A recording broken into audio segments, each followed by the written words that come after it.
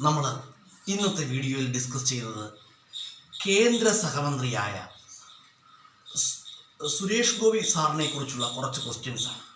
നമുക്ക് ക്വസ്റ്റ്യൻസിലേക്ക് കടക്കാം.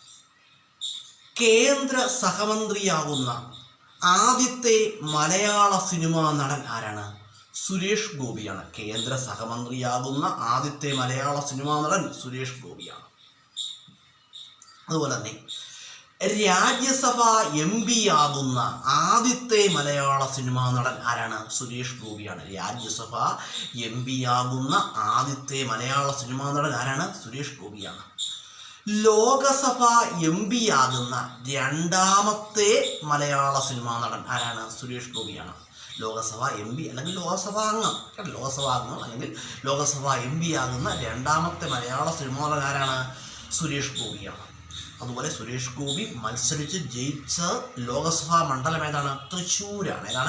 തൃശ്ശൂരാണ്. അതുപോലെ തന്നെ ഏഷ്യാനെറ്റിൽ സംപ്രേഷണം ചെയ്തിട്ടുള്ള നിങ്ങൾക്കുമാകാം കോടീശ്വരൻ എന്ന ടെലിവിഷൻ ഷോയുടെ അവതാരകനായിരുന്നു ആര്? സുരേഷ് ഗോപി.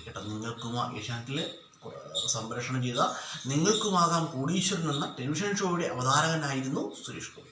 അതുപോലെ അദ്ദേഹത്തെക്കുറിച്ച് പറയുകയാണെങ്കിൽ സുരേഷ് ഗോപിക്ക് ആദ്യമായിട്ട് ദേശീയ അവാർഡ് നേടിക്കൊടുത്ത ചലച്ചിത്രം ഏതാണ്? കളിയാട്ടമാണ്. കളിയാട്ടം. വർഷം 1997.